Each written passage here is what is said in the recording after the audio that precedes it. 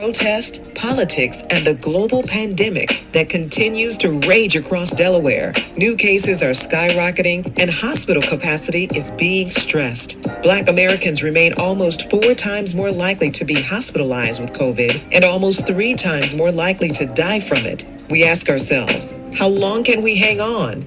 And where can I find a moment to exhale? The National Coalition of 100 Black Women encourages you to take a breath and take a break to de-stress, find your center, and recharge your batteries. Visit beyondthemask.info to find the resources you need to make informed decisions so you can survive and thrive during this time of uncertainty. We owe it to ourselves.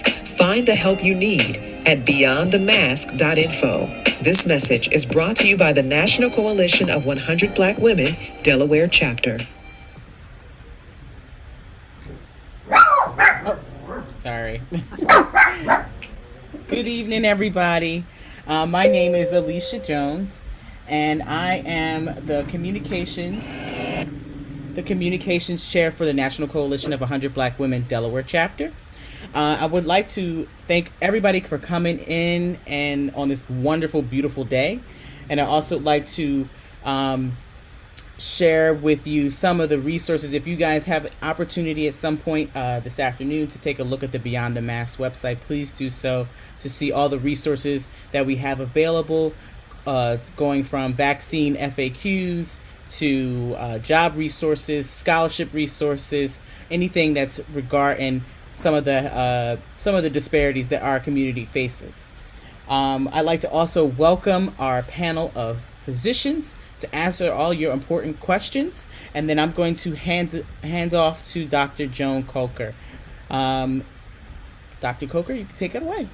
All right, thank you so much, Alicia, and special thanks to the Coalition of 100 Black Women who continue to create impact in our communities. Thank you for providing this discussion with our great educators in the state of Delaware. So on behalf of the panel, we welcome you. We thank you for coming. We are here to answer your questions today. So as I mentioned earlier, load your questions in the chat. We've got a group of questions that are frequently asked and we'll go through them. But let me tell you a little bit about our panelists. Dr. Velma Scantlebury is a transplant surgeon, but she's also one of the first African-American transplant surgeons in our nation. She is recently retired, but I promise you she's working harder through this pandemic than she did in all of her years of service. Dr.Carole Guy, she is a pulmonologist, and many of you love Dr. Guy just as we all do. Dr. Guy also specialized in sleep apnea and sleep disorders. So we welcome Dr. Guy. She is also retired, but I promise you, she too is working hard through this pandemic. So welcome, Dr. Guy. Then we've got Dr. Cydney Teal. Many of you may not know Dr. Teal. She is new to our area, but not new to this thing called medicine. She is the current chair at Christiana Care for family medicine and community medicine. She is also double boarded in internal medicine and family medicine. So welcome, Dr. Teal. She is part of our A team, and she too is working very hard through this pandemic. Shauna McIntosh has joined us. She is not visually in front of you, but you can hear her through audio. Dr. Shauna McIntosh is an obstetrician gynecologist. So many of you are very young and of childbearing age, and we are delighted that Dr. McIntosh can join us this afternoon. I am Joan Coker. I am an otolaryngologist, head and neck surgeon here in Delaware, and I too am so excited to be on the front lines of this pandemic. So we welcome you. We are the panel, and we can get started. So Dr. Scantlebury, can you just bring us up to date on where we are right now with this thing called vaccinations in the country? Thank you so much, and welcome everyone. And I, again, thank you for coming to this session this afternoon. And we're here to answer your questions. So make sure that you tell us what your concerns are so that we can begin to alleviate those concerns and make you comfortable about getting this vaccine. And we know that we are at a stage where, yes, there were concerns initially about whether or not this was valid. The warp speed was a concern, we've moved through that, and now we're at this point where we're trying to get Delawareans ages 16 through 64, moderate and high risk conditions vaccinated. We want our teachers vaccinated. We want to move to a level where we are having many more people vaccinated. And currently within the state of Delaware, over 373,000 doses have been administered so far. And many of these, about nearly 85,000 doses still remain. So there's no shortage currently. We want to make sure that all those persons who qualify get doses. There's the Pfizer vaccine. There are 3 different types that are here currently: Pfizer, Moderna, and Johnson & Johnson. Pfizer and Moderna work similarly in terms of being an mRNA vaccine. And we know that this material is delivered to the body via the vaccine, the mRNA, allowing our bodies to recognize that mRNA genetic material to make antibodies against the COVID spike proteins.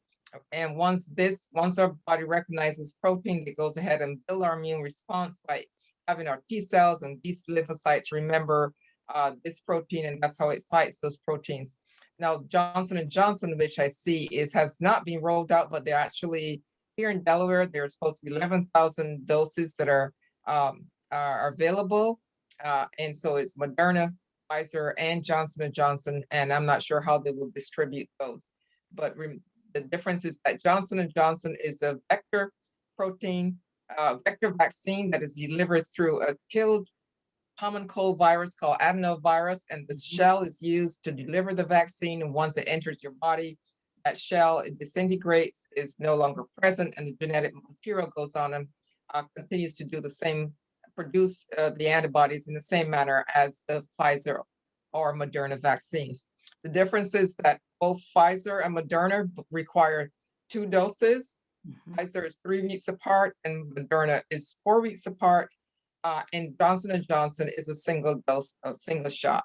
So the bottom line is that the goal is to take as many steps as we need to protect ourselves from getting COVID. And this is the goal of these vaccinations. Stopping the pandemic requires all modalities, including vaccinated everyone, as well as doing the things we have been doing so far: masking, social distancing, and continue to get tested, and making sure that we take the necessary precautions to avoid getting COVID. And we know we want to get our students back in the classroom, and we want to make sure that our teachers are protected. So with that said, we really want to answer your questions. We want to hear your concerns.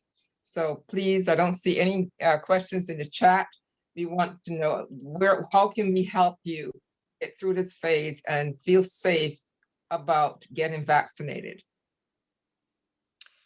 All righty. So thank you so much, Dr. Scantlebury, for that. There is one question currently in the chat, and that question is a logistics question, like, my doctor's not offering it, and I'm having a hard time getting it. I see Walgreens and CVS and Giant and some of the others have it. I'm a type 1 diabetic. Is it safe for me to just go anywhere? And so, Dr. Guy, how would you answer that question? Right, so that's a great question. So if your doctor does not have the vaccine, your pharmacist doesn't have a vaccine, it's safe to go to one of the vaccine events, either at public health, and you could call 211 for public health, or go on their website to find where they have vaccine events. Dr. Coker at ENT is distributing vaccines. She's giving out a lot, okay? And we can also, you can see there's been several vaccine events. I was at a vaccine event yesterday. We're having lots of events at faith-based communities, whether Christian faith-based, Islamic mosques, Hindi temples, all over the state. So please look up on the website and find a vaccine for you, and call 211 also to find a vaccine. So we want you to get it, because we want to improve vaccine confidence. So the science is there. These 3 vaccines are safe and effective. So we need you to get it. So we know there's lots of educators and childcare providers. We need our children to get back to school. So yes, it's important to do so. Thank you, Dr. Guy. So she's a diabetic, Dr. Teal. She's concerned about the diabetes. Big deal, or what would you say? Thanks for the question, Dr. Coker. It's important, especially being type 1, understanding that the root of type 1 diabetes is autoimmune in nature. So the concern of course, of wanting to make sure that she is protected. So yes, if it weren't for the fact that she's a teacher, she would also fall into that category of having a high risk medical condition. And so I absolutely would urge that she goes forward and gets the vaccination. In terms of having an immune response, it's really no different whether or not you have an autoimmune disease or not, but really important to go ahead and get that vaccination. And I just want to piggyback off what Dr. Guy said. There really are a number of opportunities that are available. If you go to the state Delaware.gov website, they have a list of vendors and where you can also register to get the vaccine. I know that our health system also has on our christianacare.org website, we have community vaccination events that we're also doing, as Dr. Guy was talking about, in different churches, partnering with different community organizations to ensure that we are really penetrating in areas where people really should be getting the vaccine and are at high risk. And as Dr. Guy also said, Dr. Coker and her team and her practice have really taken it upon themselves to practically vaccinate all of Wilmington and have done a phenomenal job. So there are real opportunities. I would just certainly urge, as everyone else has shared, to go out and get vaccinated. A lot of concerns. Thank you so much, Dr. Teal. A lot of concerns about the side effects, ladies. And I will say I was disappointed that all I had was a sore arm. So know that the side effects are your body's response to the vaccine. And the worse you feel, the better the response really is. And I know that sounds crazy and everybody hates it, but Dr. Scantlebury, can you talk to them about why it's okay with these side effects and how long they typically last and how we can manage through that? Absolutely. And so your body is responding to this vaccine, and the vaccine is the genetic material that is delivered, which says, here is the spike protein, make antibodies against this, and be ready for an attack. So your body is looking at this as a challenge. And so your immune response is calling upon all those things in your bodies, your B cells, your T cells, and what we call your cytokines. And so there are actually rolling, it's almost like a little factory going on inside there. And so your body is getting ready to put out these little policemen or antibodies that then stand guard to say, we're ready to go whenever you get exposed to this COVID virus, coronavirus. So most of the symptoms only last about 24 to 48 hours. You get this terrible feeling. Some people get nothing, sore arm, a little ache in your arm, or may get a knot at the site. But generally, you may get some lymph nodes swollen. You may get a low-grade fever or headache. Those things come and they go, and you feel better after that. The next day you wake up, you may get chills and fever at night and just feel terrible. But the next day you're back to being up and going. It's not a lasting symptoms, but these things are that your body's having that preparation. Certainly, if you're younger, you're going to have much more of a response because your immune system is much more ready to work harder. But if you're older, you may not have as strong of an immune response. Some of us got a much more response, others didn't. So it varies from person to person. It's really less than 15% of the people who get vaccinated will have any severe symptoms. Yeah. So don't get yourself make sure that you're not have any allergies. If you have severe allergies, there is anaphylaxis and had to use make sure you let the persons where you go to get vaccinated be aware of that so that you can be observed. The usual observation is 15 minutes. You may need to be observed for 30 minutes just to make sure you don't have any severe immediate reactions. Sure. And the good news in the country is the rate of a very severe reaction, such as an allergic reaction, is still what it typically is for all vaccinations, which is 1 in a million. So we're still doing very, very well. If you've got shellfish allergies, oh my God, grass, dogs, cats, trees, almonds, peanuts, you're still okay.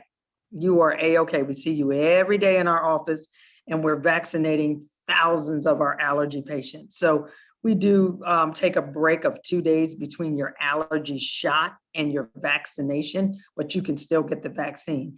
While we have Dr. McIntosh, because I know her time is limited today, she is, as I mentioned, obstetrics and gynecology, and many of you are very young as teachers and you're worried about, what about my child? What about having children? Is it okay? Dr. McIntosh, you want to speak to what the American College of Obstetrics and Gynecology's stance is with the vaccinations and considering starting a family, or if you are pregnant? Absolutely. Can you hear me okay? We can hear you. Thank you. Okay, great. So right now we are suggesting that, number one, women are safe. We're saying that women are safe to have the vaccination, and we are suggesting that women have a conversation with their doctors about whether or not it is appropriate for them. The fact of the matter is, we know that COVID hits pregnant women harder than it does people who are not pregnant. Pregnant women tend to make up more of our hospitalized or people who end up in the ICU as compared to a non-pregnant individual. What we don't know is, what are the long-term effects on an unborn child? And all the data that we have so far is telling us that it's probably okay, that things are okay. The baby might even have some protection from the COVID vaccine if the mother is immunized. Typically, when a mother is immunized during pregnancy, the baby will carry those antibodies for about 6 months, which is around the time that babies can actually start to get vaccinated. So maybe it'll confer some protection to a child during a time in the baby's life when they can't have any vaccinations given. What we don't know is what the long-term effects are, and we won't know those for a couple of years. And so for my patients, I have a very candid conversation. I say, we are recommending that everyone is vaccinated, but no, I do not know the long-term effects. All we know so far is that it seems like it's safe, and it seems like it is safe, sorry, and that there won't be any long-term effects, but we won't know that, not for a couple of years. So if I have a patient who is not a frontline worker or doesn't go out to work every day and can stay at home and quarantine and social distance and wear a mask and isolate herself, I said, you know what, just wait until after their baby's born and get the vaccination. But if I have a person who's out and about, or living with someone who is out and about, I think the bigger risk is for that patient not to get the vaccine, because then they're at risk of getting COVID, which I can guarantee can risk a mom's life and the baby's life as well. So that's a long way of saying that in general, we recommend it, but please talk to your provider, because there are certain things in a person's life that make it, to make them more at risk for it versus less at risk. Since we're talking to teachers today, I would definitely recommend that you get it, unless you have the option of teaching via Zoom. And then I would say get the vaccination as soon as you can after you've delivered. Very good. Thank you so much. Dr. Guy, you wanted to add? Yeah, Dr. McIntosh, my wonderful OBGYN colleague. Can you just try one more thing while you're on with us, please? Just can you comment on breastfeeding women? We had 2 breastfeeding women at our site, and we vaccinated them yesterday. Can you, the expert, can you please comment on that also? Oh, okay. With breastfeeding, we're not as gray. We definitely recommend it during breastfeeding. Definitely. And I'm sorry, we definitely recommend the vaccine for breastfeeding women. My personal gray zone is the mother who's carrying a fetus, but there's nothing that shows that there's any problem with the vaccinating, with the moms who are vaccinated while breastfeeding. And we would not say, hold off until you stop breastfeeding to get the vaccine. I'm saying to my patients, the minute the umbilical cord is cut, it's time for you to run and get your vaccine, is what I'm saying to them. Perfect. That makes it crystal clear. Now, I see something in the chat about lymph nodes, Dr. Teal. You want to speak to whether swollen lymph nodes are a bad thing? I know typically most people think of them as a bad thing because you worry certainly about cancer, but they are part of the immune system. You want to talk about the lymph node response? Sure. One of the things that I think we started to appreciate with more and more women being vaccinated is that there was a development of unilateral lymphadenopathy, so swollen lymph nodes under the arm in which they were vaccinated. So if you were vaccinated in your left arm, your left deltoid muscle, women were developing, prominent lymph nodes that were swollen and tender. And so a number of the different societies, American College of Radiology, American College for Breast Surgeons, have come out with specific positions on this. And really what they're saying is, one, for all of us to be aware that this is a potential response to the body, to the point that Dr. Scantlebury made about it's not a side effect. We want to get away from saying side effects in as much as we want to say this is an immune response. In your lymph nodes, their role in your body is to clear your body of anything that they think is not supposed to be there. The lymph node swelling lasts for about 4 to 6 weeks, basically, and then it resolves on its own. And so the recommendations from the different societies are that women who need to get their mammograms either get their mammograms before they have the vaccine, or they wait at least 4 or 6 weeks after they have their vaccination and actually have both doses in the instance of both Pfizer and Moderna, and then proceed with their screening mammogram. That said, if you have lymph nodes that are in both armpits, so you had one shot in one arm and you develop lymph nodes in both arms, that may be a symptom of something else that's going on. So we really want to make sure that women seek medical attention to have that further evaluated. But yes, it can be a side effect. And then one more point is that if you are being vaccinated and you're either having Pfizer or Moderna, very important to use the same arm both times so that you don't get confused. So if you start with your left arm, stay with your left arm. If you start with your right arm, stay with your right arm. Those are great, great points. Thank you. And thank Dr. McIntosh. Dr. Scantlebury, folks are asking about Tylenol versus Motrin. Is it okay? I heard it's not okay. Can you speak to the before and after with NSAIDs or non-steroidal anti-inflammatories such as Tylenol and Motrin? Thank you so much. The recommendation really is that to try to avoid taking anything before you get your vaccine. So we don't want you to be taken to say you're prophylactically trying to prevent or lessen the intensity of the response to the vaccine. So get your vaccine. If you are experiencing any symptoms that are beyond your normal discomfort, and you really need to take something, because I do not understand or know much about your health history, generally we say it's okay to take Tylenol. But generally, for my recommendations, because if people have high blood pressure, diabetes, and you have not knowing your kidney function, I may say be a little bit careful with the NSAIDs. If you've taken them before, the recommendation is that you wait as long as you can after your second shot. Only take medication if you need to, not to take it before, but afterwards. Generally, your symptoms are not going to develop until late that night or even the next day. And so at that point, it's okay to take Tylenol or NSAIDs if you are not allergic to any of the above and don't have any underlying kidney issues. Gotcha. Thank you so much. Now, we got a new question, hot off the press. The 3 feet versus 6 feet apart, which the CDC guidelines has just come out with. Many of us are feeling good because so many Americans, over 100 million folks, have been vaccinated, which has decreased the ability to transfer from one person to another.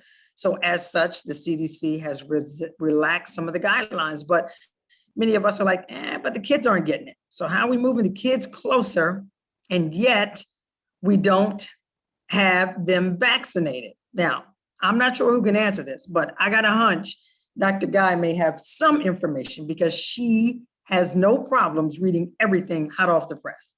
Anything new with you, Dr. Guy, on this 3 feet versus 6 feet? I think it came out like 48 hours ago, so may not have it. I was looking for it earlier. I couldn't find the rationale though.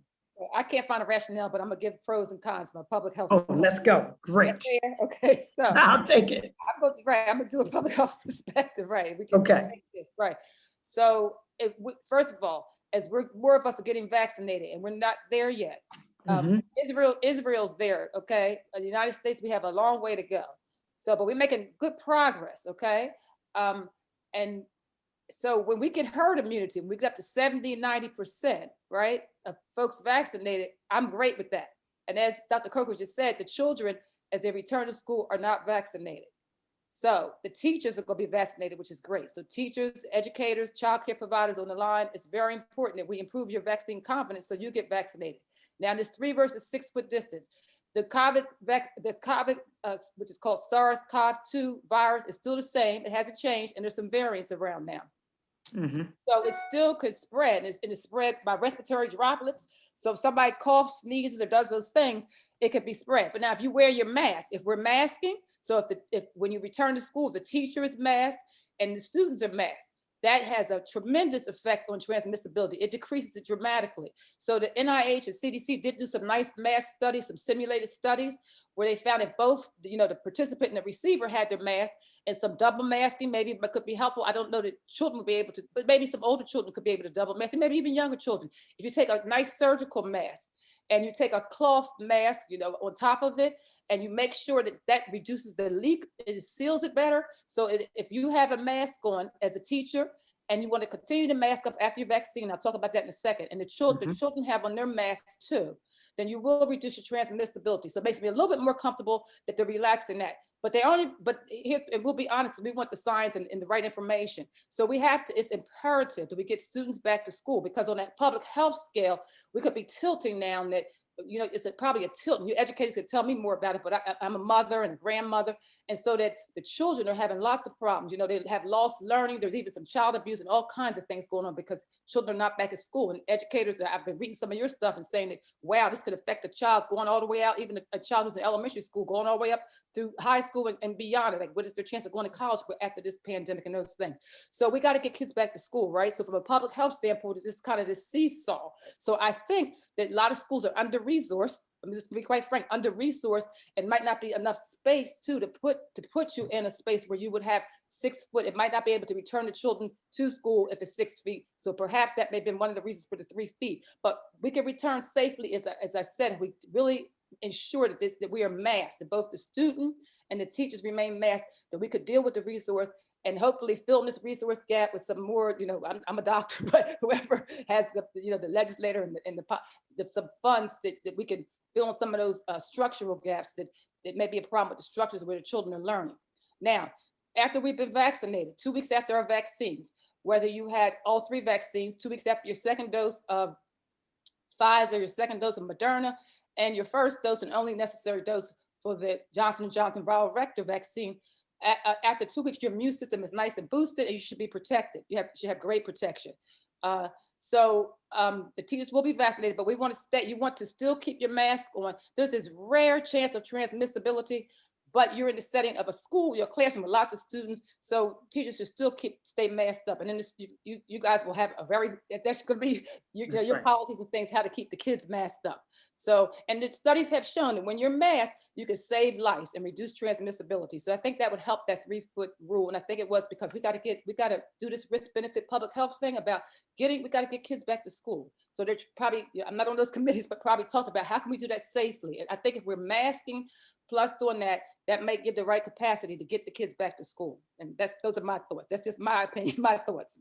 Right. Yeah. It's also important to remember that if you are teachers, here's your opportunity to take your mask down a little bit, is if all the teachers are vaccinated and you are amongst you and you go to gather for a meeting or something, if everyone is vaccinated, now you have an opportunity to say, well, I can take my mask off because everyone is vaccinated. So that's an opportunity just for you to be able to say, oh, I can take a breather. But it's important that the younger kids may not be able to they're less likely to be transmitters of the virus. It's the smaller kids, but the teenagers and stuff, they all still need to be masked because they're not going to get vaccinated until probably 2022. Right. But as a little caveat, because like it won't be it probably will not be mandatory because the vaccines are approved by the FDA. They're emergency use authorized. I don't know what the policies will be about making it. They're not mandatory for teachers. So just ensure that the college you with have been vaccinated. Yes. Yes. Yeah, because there are a host of folks that are still very hesitant for one reason or another. Either they want to see a few more, 100 million people is not enough for them.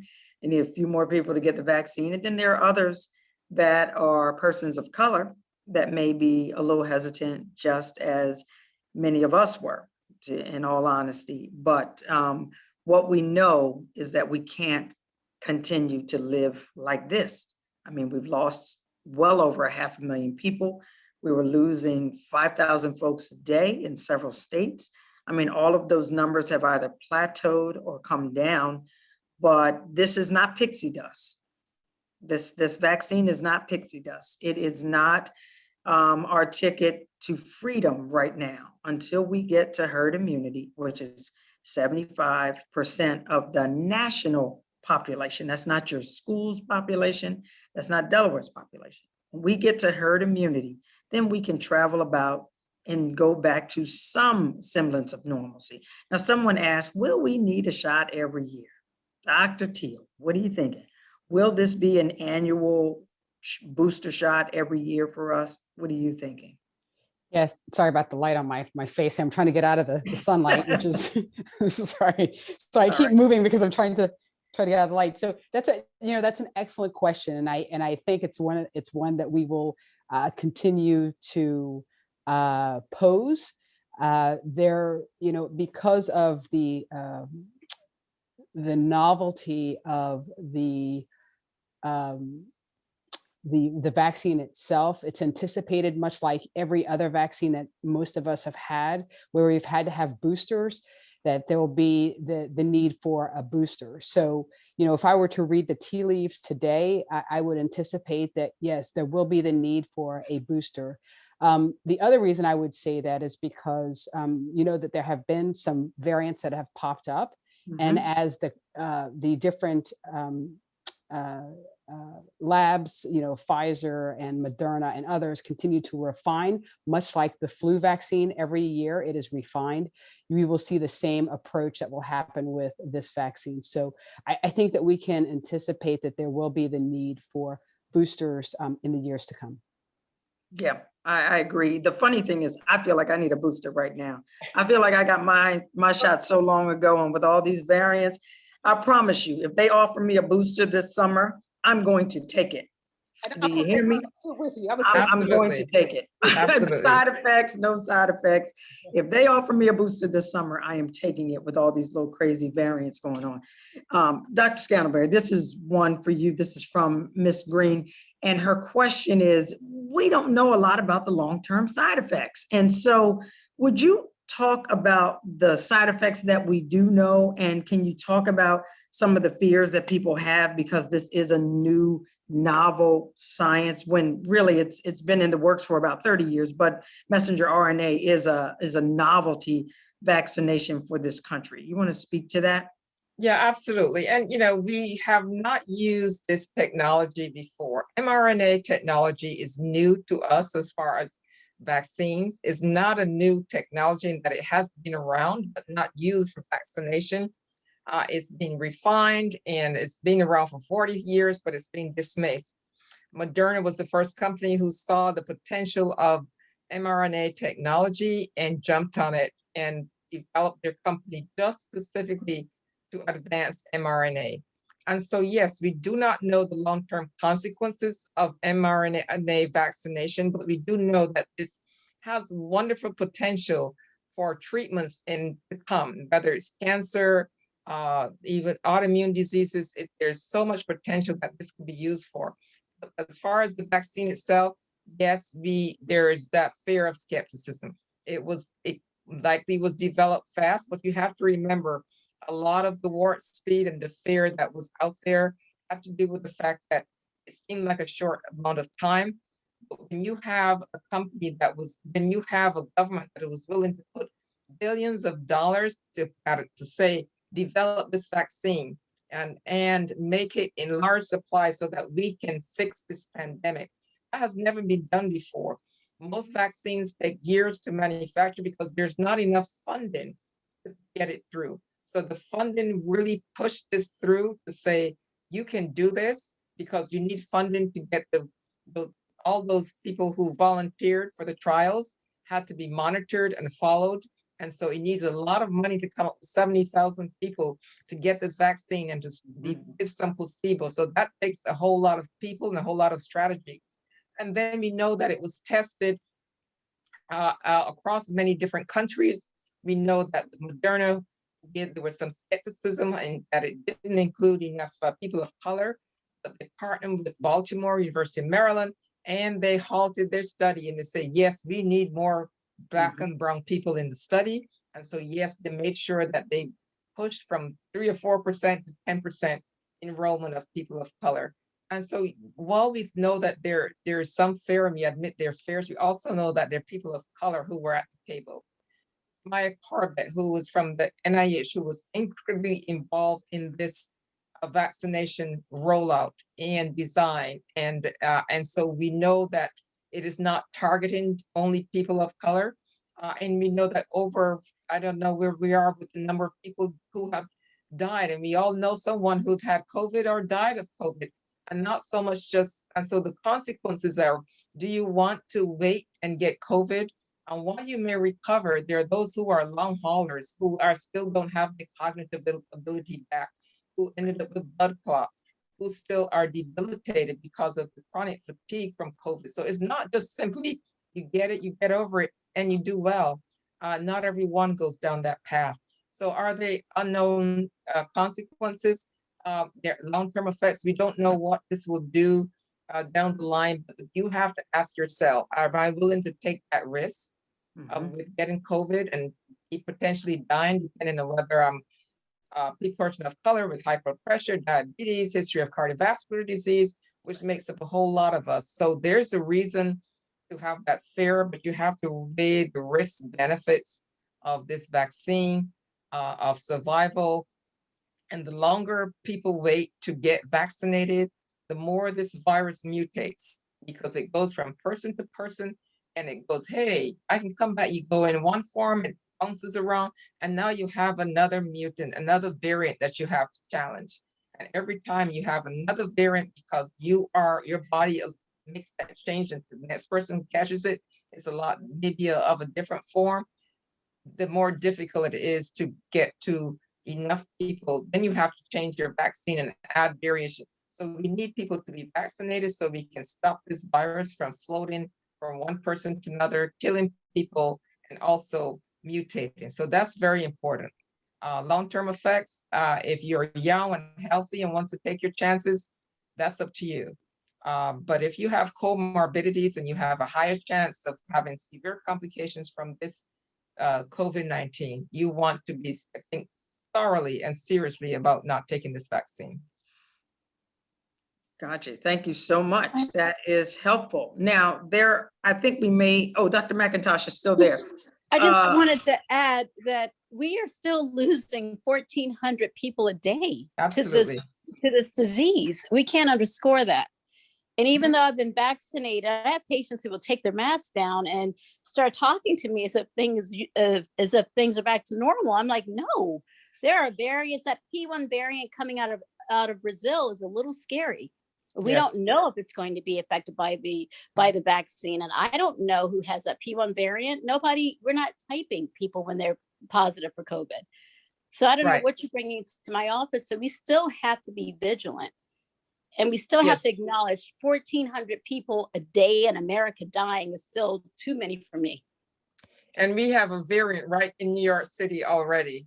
That's called the New York variant. So we're not too far. We don't know who's bringing it, traveling down here to Delaware. So we do have to be careful. Yes. So right. So the variants are probably everywhere now.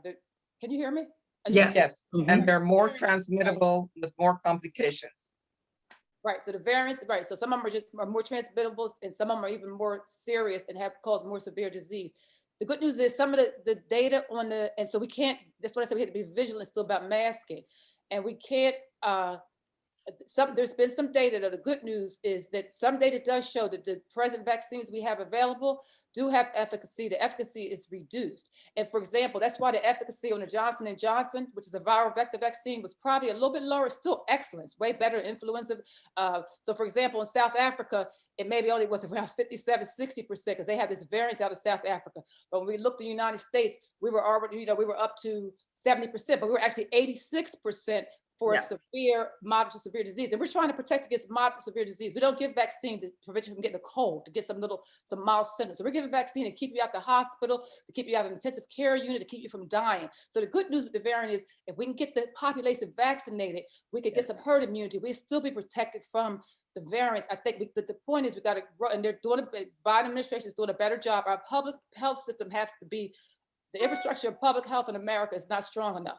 So we hope that moving forward, that the pandemic is a sort of propels us to fix our public health system.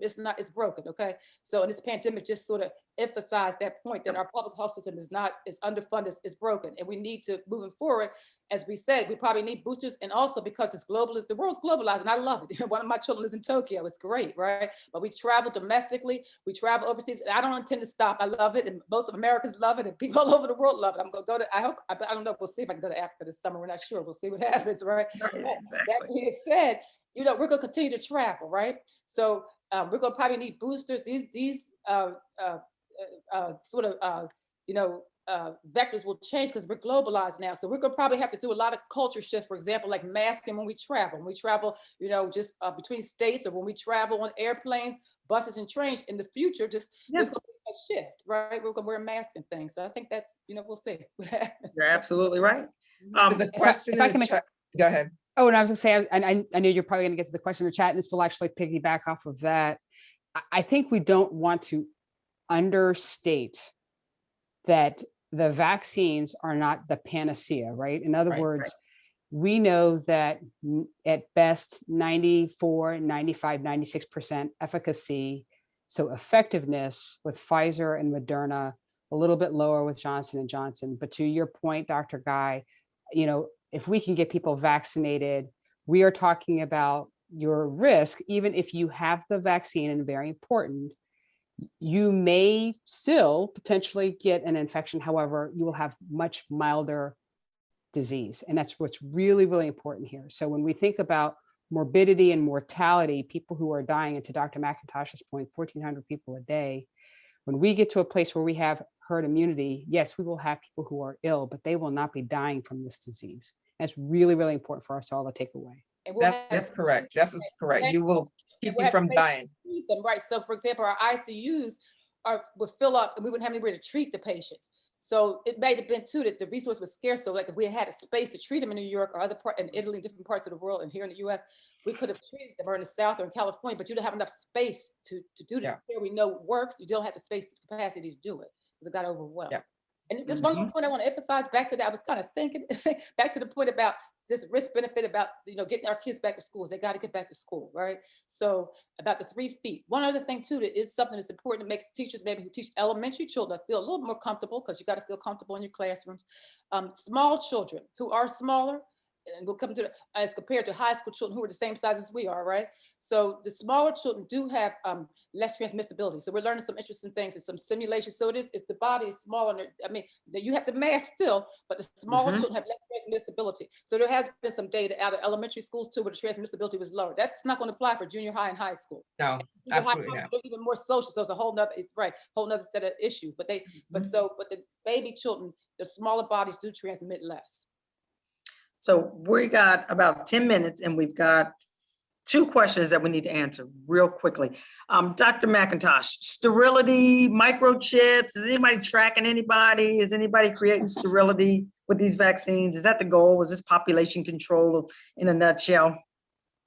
So human evidence is not showing any problems with people trying to get pregnant. In fact, if someone's trying to get pregnant or they're recently pregnant and they ask, well, I was trying to get pregnant when I had my first shot. Now I'm pregnant. Should I get my second shot? The answer is yes. You can still get your shot if you're planning on getting pregnant, if you have already started the series when you are pregnant, or if you're pregnant and you're in a high risk category for contracting the disease. But as far as whether or not it causes sterility, all of this concern came out of a sheep study. And what the sheep study showed was that certain sheep, when they are vaccinated, that their placentas wouldn't grow. And so the spike proteins on the coronavirus are similar to a couple of amino acids on the human placenta. And so people said, well, theoretically, if you have an antibody against the spike protein, it can be an antibody against the placenta. And now the placenta won't grow and the woman's infertile. So that is the big fear. That is not panned out in studies. We are still collecting data on pregnant patients. There's a study now where pregnant women are the enrolled group, in addition to I think it's called B-Care, the vaccination, the follow-up information that we get on patients who have been vaccinated. So at this time, I would say, unless you're a sheep, it probably won't cause infertility.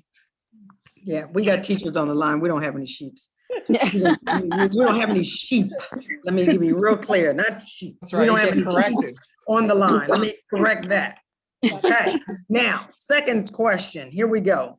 I will tell you, I saw one in the chat that said, I've had COVID. Do I need to get vaccine because I've already had COVID? Guess what? I know a man that is a emergency room, not physician, but caretaker, who had COVID 3 times. And let me say the third time in November, he was on a ventilator. So that answer is 100% yes, you need to get a vaccine. Now there's a 90-day window where you may have some immunity.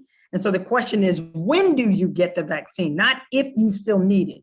Yes, you still need it. And some are saying, you got to wait about 30 days before you get the shot. Some have dropped it down to 2 weeks. Yeah. In our office, we've gone down to 2 weeks. So if you have had COVID, just buckle up, because the likelihood that you're going to respond to the vaccine is high, which means I'm going to have some side effects. So you may have chills, may be a little achy, may have a headache, may not be able to get your head off the pillow for a day, but you still need the vaccine. All righty. Now there's another very interesting question in the chat that said, listen, how do we change the mindset of some of these parents that are still hesitant to send their kids back to school because of some of the fears of what they have? The thing that I will say is that every family is different. You've got households where mothers are managing breast cancer. You've got households where grandmother is holding on and has a whole host of things such as COPD and diabetes and heart disease. So everybody's story is different. So you got to take it one person at a time, one family at a time, one conversation at a time. And the more we do our part with vaccination, we can help to eliminate some of the fears of some of these parents. But some of their concerns are real because they've got multi-generations in their home, or they've got 2 that are essential workers in the home. And there's a whole host of reasons why folks are saying, nope, I'm gonna keep my kid virtual. And then there are some that are anti-vaccinator folks that just say, it's not time yet. I'm going to wait till we get to herd immunity. So we're not going to shame anyone. I'm not going to shame their families. I wish we had a magic bullet that would say, hey, it's going to be all right. Put that child back in the classroom. They're going to do much better in the classroom versus continuing with virtual schooling. But please understand, as I know you already do because you're a teacher and you've seen it all, every family situation is different, and people will get there in their own way, in their own time. Don't stop talking. Don't stop leaning on them. Don't stop teaching, whether it be virtual or in person, but just understand that you may not know the whole story of what's going on in that household as to why that parent or those parents are still extremely hesitant about the situation. Does anybody else want to respond to that question in the chat? I thought it was a great question. Yeah, absolutely. I agree, because sometimes even that child, he or him, he or she may have an autoimmune deficiency. It may be severe asthmatic, whatever it may be, that they just don't want to expose that child. And also Maybe a new transplant, right, Velma? I have a transplant and may not know it. I don't want to let everybody know from that standpoint. So yes, we have to respect their desires and also the issues that each household may have that we may not be aware of. Yeah, this is a delicate little dance. We're in a race, variants versus vaccines. We are working every day, but what we are working more than anything is to get a place in line for teachers. And I promise you, every single one of us on this call, whether we need to work every Saturday and Sunday, Fridays, weekdays, whatever it takes to get you guys vaccinated, we are here for you. And if you need to be in an office, we're going to work with you. If you'd rather do it at church, we'll work with you. What we want is to get to the other side of this. And we have pressed the state, we have met with the governor on your behalf, fighting to get you a spot in line. So the last conversation that we had with Christina Lloyd from the Department of Education, and you all know her well, she said that every teacher who wants to be vaccinated should have at least their first shot by the end of March. That is the goal, and that is what the state is pushing for. So if you're still struggling, let us know. And if we can be helpful and get you in anywhere, in any way that we can, because they are working to prioritize teachers and get you guys vaccinated, because we know the deficit that's being created with you being out of service. So we appreciate all you do. And we don't feel that you should have to put your life on the line to do what you love to do. I mean, we do as physicians, and we have all been as afraid as you are. And that's why if you just put a weapon in the toolbox, because all you want to know is that I'll survive. That's all we wanted to know. Can I live through it? I don't mind practicing medicine. I don't care if they cough on me by accident. I don't mind scoping, whatever I need to do. But what I wanted was just one weapon that said, Joan, you just might survive. And that's all I needed, was just one weapon to say I would survive. And that's the $1 million question. Which vaccine should you take? Whatever one is offered to you, they all keep you from dying. They all keep you out of the hospital. Sure. So if it's offered to you, take it, because we can assure you that they will keep you out the hospital, 100%. Yeah, we're there. Any closing remarks, Dr. McIntosh, before you escape? Well, I call this my little shot of hope. And because I'm hoping that effects are long-term, I am hoping that more people get it. I'm hoping that this pulls us out of the pandemic, because I don't know what else can. And my only fear of the vaccine is that it doesn't work. I don't have a fear of it causing a lot of long-term problems or of it killing people. I have not heard of anyone dying from the vaccine. I have personally been affected by about 3 deaths from COVID. Mm-hmm. So it's my shot of hope. And I really am stepping out on faith that this is going to get us through this. Perfect. Dr. Teal? You know, my parting comment is this. I don't know if there's ever been another time in our history where the medical community has been more galvanized than ever to say, this is our moment as a group of professionals to assure the population, the public, of how important it is for us to get back to some sense of normalcy. And I'm with Dr. McIntosh. You know, I have also had people close to me who have either been afflicted with the infection and have been debilitated, or those who have died, unfortunately. So, you know, I think the most important thing that I would message is we're all talking to you on a Sunday, and every day we are warriors out there making sure that everyone gets as much knowledge as they possibly can. You are educators. And so by nature, you are inquisitive and you want to share, and what we want, and you ask questions. And so we want you to continue to do that. We are available for you if you have more questions, but more than anything, seek knowledge, get the vaccine, protect yourselves and your families and your loved ones, and our children. Perfect. And finally, Dr. Guy. Yeah, thank you. Thank you for having us. And I want to thank all the educators, the child care providers, everyone on the line. I'm a mother, a grandmother, a wife, and a doctor. And as Dr. Teal said, this is, and Dr. Scantlebury, Dr. Coker, Dr. McIntosh said, this is, we hope, a shot of hope. These 3 vaccines we have available now. And if, like was already said, whichever shot's available to you, hopefully your confidence will be improved. Put your arm up and hopefully get your shot. Ask more questions, like as your educators, ask more. And then hopefully if you feel comfortable about it, then pass it on to 5 more friends, 5 more educators, 5 more people to do other things. Pass it on to your family and friends and see that, you know, especially the hard to reach ones, because educators are good role models also. So we're physicians standing here and you're educators on the phone. So when you, after you get your shots too, you call up those, I called up my resistant friend. I'm still working on a couple of them. I'm not finished with them yet. Some resistant, right. I got a couple resistant ones. We're working on it, and we're just going back and forth. We're just educating and working on it and by and by. So you too, please, when you get your shot, you call 5, 10 friends and see if they can, you know, get theirs. And then if they need more information, we'll be happy to share with you. They call, you know, call us up too. If they're the refractory resistant ones, we can hopefully work with them to improve their vaccine confidence too. And I just want to, I put you in my prayers as you go return to school. And because I got a grandbaby. She's gonna be 15 April 22nd. She's in Texas. She got to get back to school. So we want you to get back safely. But the children really, it's really too much for the parents and for the educators. So I pray you can get back safely, and we're gonna hopefully get this shot. Thank you so much. Have a great week on Monday.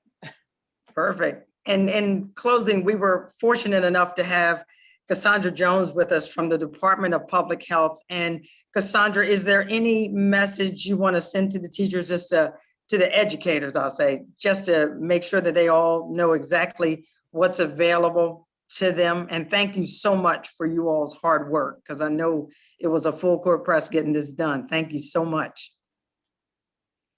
I just want to say thank you so much to all the doctors, all this panel. Thank you for your work. Thank you to all the educators who are tirelessly, still educating our children. I just wanted to add quickly before we close.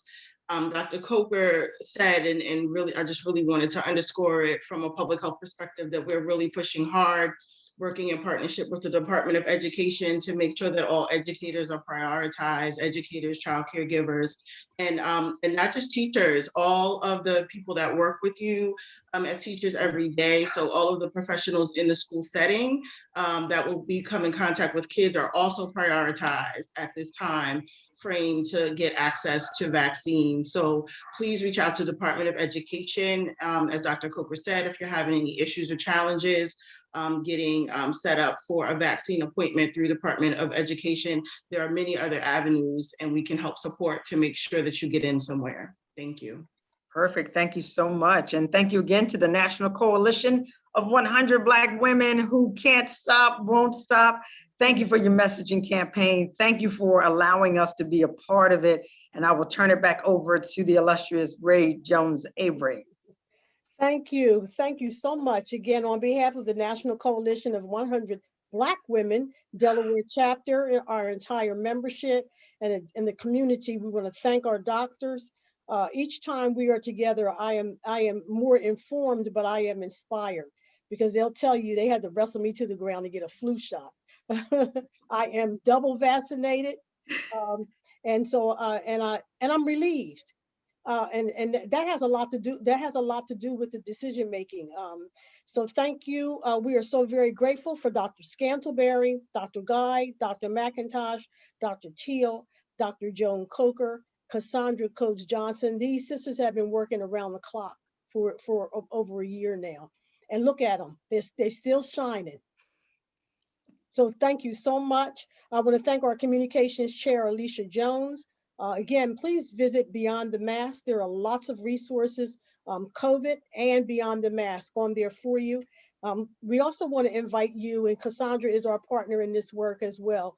We're doing a statewide study of Black girls ages 10 to 19 to understand what's on their hearts, on their minds, to understand what their needs are in their own voices, and how we can help them to grow up confident, competent, and healthier Again, all of the kinds of disparities that we experience, we don't want our next generation to struggle the way that we have struggled historically in this country. So please encourage young people that you know to take this online survey. We're going to show you information about that. And to all of you that came in out of the sun for this afternoon, thank you. Yeah.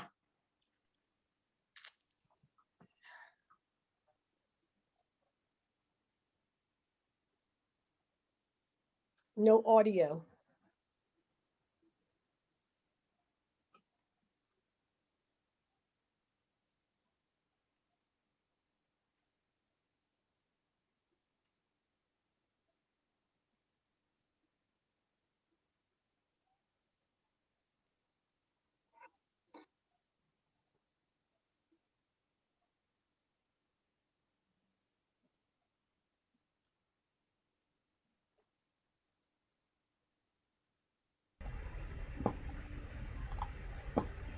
Are you having a problem, Alicia? I got it now. Okay, Sorry about that. thank you. Dear Black girl, we see you. We know the challenges you're facing in these uncertain times, but we also know you're ready to make a real change. The National Coalition of 100 Black Women Delaware chapter is seeking Black girls and teens ages 10 to 19 to participate in a 15-minute survey as we conduct a statewide study. Why, do you ask? Well, we want to learn how we can support you on your journey to healthy adulthood. Here's what we'd like you to do. Step 1, share this opportunity with your parent or guardian. Step 2, email DelawareBlackGirls@gmail.com or text 302-709-1277 to receive a link to the survey. Step 3, complete the survey. And finally, step 4, receive a gift card for your participation. It's that easy. We appreciate you taking action and standing with us to make sure Black girls' voices are heard in the state of Delaware. Black lives matter. We promise to keep you informed as we complete the study in the fall. We invite you to keep in touch and stay connected to help us take action to make your dream become achievable.